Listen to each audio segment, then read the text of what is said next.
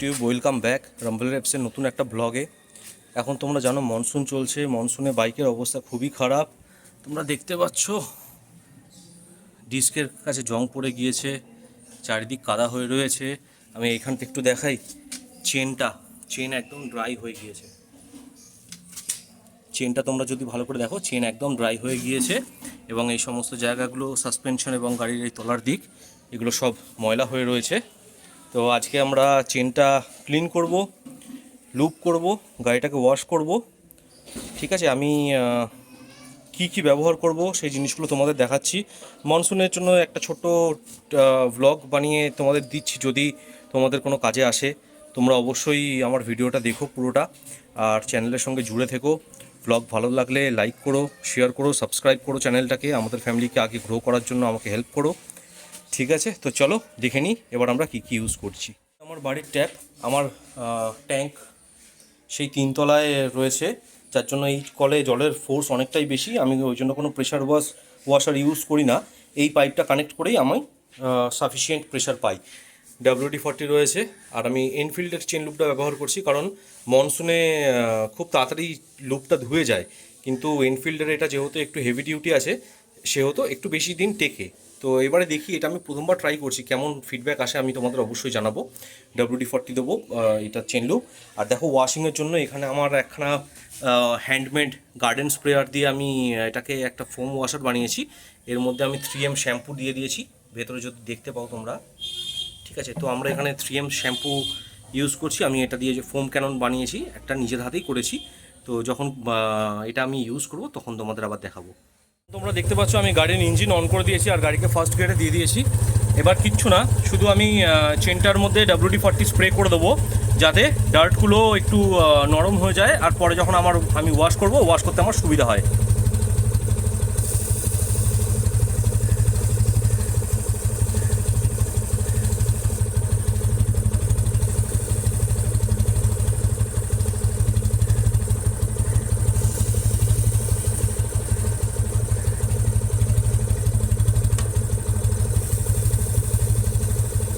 WD-40 cleaner হিসেবে কিন্তু খুবই ভালো। এর মেন কম্পোনেন্টটা কেরোসিনই থাকে। আমরা অনেকেই বাড়িতে কেরোসিন দিয়ে ক্লিন করতে পারি, অথবা WD-40ও ইউজ করতে পারি।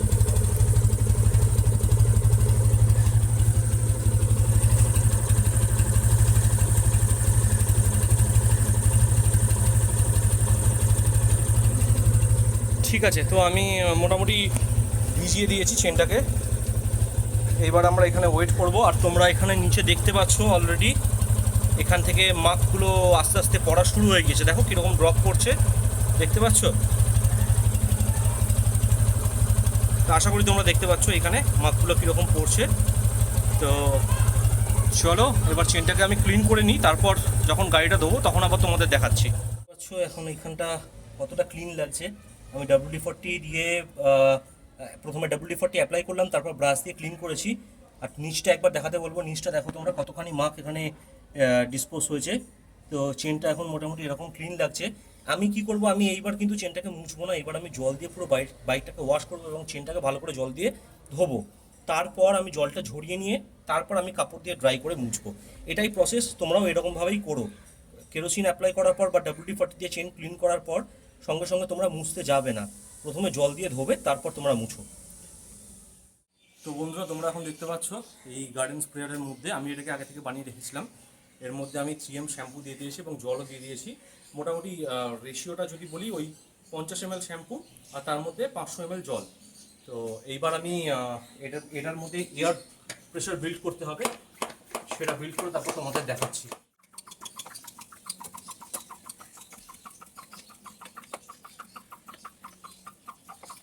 বিল্ড হয়েছে, একটু প্রেশার আরেকটু হবে। বিল্ড হয়ে গেছে, চলো এবার ফোম স্প্রে করে দেখি কেমন ফোম হয়। ঠিক আছে, তো এটা হ্যান্ডমেড, কিন্তু খুব বাইক ওয়াশ করার জন্য খুব কাজে লাগে। তুমি এটা নিয়ে যে কোনো জায়গাতে ইজিলি পৌঁছে যেতে পারো। আর তুমি ফোমের থিকনেসও দেখো যথেষ্ট মোটা, হ্যাঁ, এটা পড়ে যাচ্ছে না। চলো এবার ফোম স্প্রেটা দিয়ে নিই।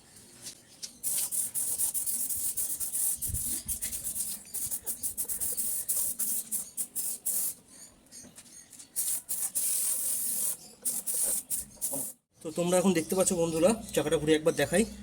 ঠিক আছে, চেনটা ধোয়ার পর এই অবস্থা হয়েছে। এবার যেটুকু যা মার্ক লেগে রয়েছে এইটা মুছলে এখান থেকে চলে যাবে। দেখো মুছলাম, দেখো কত ইজিলি চলে গেল এই জায়গা থেকে। দেখতে পাচ্ছ এই জায়গাটা ডিফারেন্স আর এইখানটার ডিফারেন্স দেখো। এইটাই আমি বলছিলাম, ধুয়ে নেওয়ার পর তোমরা মুছলে চেনটা আরও ভালো ক্লিন হবে। এরপর আমি এর মধ্যে লুক দেবো, তখন আমি আবার ভিডিওটা দেখাচ্ছি তোমাদের। বন্ধুরা তোমরা দেখতে পাচ্ছ আমার বাইক এখন ক্লিন হয়ে গিয়েছে। আর ক্লিন হওয়ার পর বাইকটা এরকম একটা দেখতে লাগছে মোটামুটি।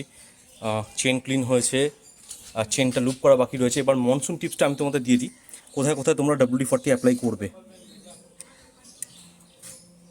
এই যে দেখতে পাচ্ছ ইগনাইশন, এইখানটা একটু WD-40 দেবে। তো এইখানে যতগুলো সুইচ পার্ট রয়েছে এই জায়গাগুলো WD-40 দেবে একটু করে। আমি এক হাতেই শ্যুট করছি, তো আমার ভিডিওর ফুটেজটা মাঝে মধ্যে ডিস্টার্ব হয়ে যাচ্ছে। আমি সঠিক জায়গায় ফোকাস করতে পারছি না, তার জন্য আমাকে ক্ষমা করো। আমার এখানে ক্যামেরা ধরার কেউ নেই আপাতত।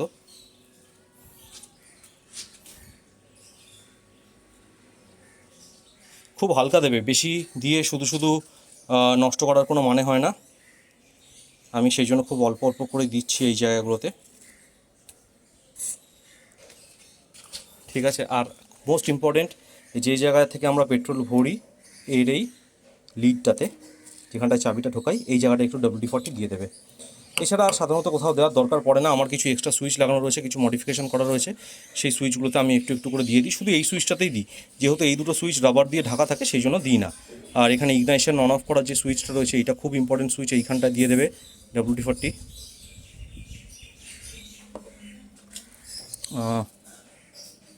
অল্প করে একটুখানি দিলেই হবে। আশা করি তোমরা দেখতে পাচ্ছ। জানি না মোবাইল কীভাবে ফোকাস নিচ্ছে, দিনের বেলা আমি দেখতেও পাচ্ছি না, ভিজিবিলিটির ইস্যু হচ্ছে একটু। তো ঠিক আছে, এইটুকুই থাকলো।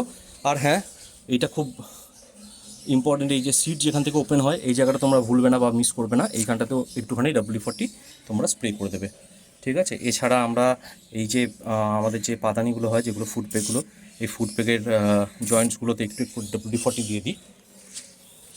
এগুলো খুব ভালো ফাংশন করে। তাহলে বর্ষাকালে যত তোমার রাস্ট হবে তত তোমার সমস্যা দেখা দেবে। রাস্টিংটা যদি তোমরা একটু মেনটেন করো তাহলে আর এই প্রবলেমগুলো আসে না। ঠিক আছে, এইটুকু জায়গাতেই দেওয়ার ছিল WD-40। এইবার আমি তোমাদেরকে এনফিল্ডের যে চেন লুপটা আমি নিয়েছি এটা আমি স্প্রে করে দেখাবো। আচ্ছা, এটার জন্য আমি বলি আমি কেন এই চেন লুপটা চুজ করলাম। আমি এটাকে মোটুল ইউজ করছিলাম। মোটুলটা খুব সুন্দর স্টিকি ফর্মুলেশন আছে, কিন্তু কি হয় না, ওটা খুব পাতলা, ওটা থিন আছে। হ্যাঁ, এবার যখন আমরা বাইক চালাচ্ছি, জল ছিটকাচ্ছে চারদিকে, চেনটা পুরো ভিজে যাচ্ছে, তো ওটা বেশি দিন লাস্ট করে না। ওটা 300 থেকে 400 কিলোমিটার ম্যাক্সিমাম, আর ড্রাই ওয়েদারে 500 থেকে 600 অবধি চলে যেতে পারে। তো সেই কারণে আমি এনফিল্ডটা কী আছে, এনফিল্ডের চেন লুপটা একটু হেভি ডিউটি আছে, এটা যথেষ্ট স্টিকি এবং কিছুটা এটা ফোম বেসড রয়েছে। এটা যখন স্প্রে করা হয় তখন একটু ফোমের মতন ক্রিয়েট হয় এবং তারপর আস্তে আস্তে সেটেল ডাউন হয়ে চেনের মধ্যে পুরোপুরি কোটিং করে দেয়। সেই কারণেই আমি এই চেন লুপটাকে চুজ করেছি। চলো এটা তাহলে অ্যাপ্লাই করে তোমাদের দেখাই। তো তোমরা দেখতে পেলে আমার এখন তো এক হাতেই শ্যুট করছি আর এক হাতে লুপ করব, সেই জন্য বাইকটাকে আমি স্টার্ট দিয়ে নিলাম ফার্স্ট গিয়ারে। এটাকে ভালো করে শেপ করে নিতে হবে লুপটা করার আগে। এবার আমি এই জায়গা থেকে তোমাদের স্প্রেটা করে দেখাবো, আশা করি দেখতে পাচ্ছ।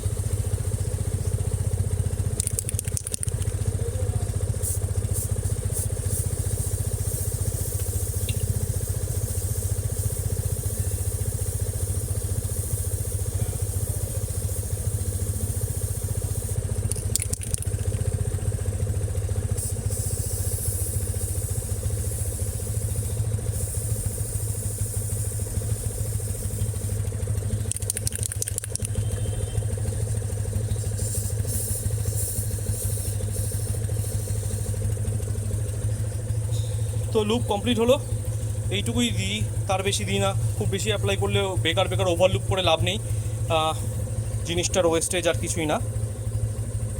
এই জায়গাটা দেখতে পাচ্ছ তোমরা, আমি একটুখানি যদি এটার ওপর স্প্রে করে তোমাদেরকে দেখাই।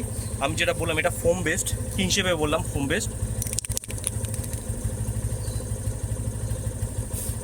দেখো এটা ফ্যানার মতো হয়ে গেল কিছুটা, হ্যাঁ। তো এই যে ফ্যানার মতো হলো এই পার্টটা, এইটা পরবর্তী, এটা কি ঠান্ডা, এটা পরবর্তীকালে স্টিকি ফর্মুলেশন ক্রিয়েট করে দেয়। এই দেখো, দেখতে পাচ্ছ তোমরা স্টিকিনেসটা দেখতে পাচ্ছ কিনা আমি জানি না, ক্যামেরার সামনে ভালো করে ধরছি, দেখো একটু দেখার চেষ্টা করো।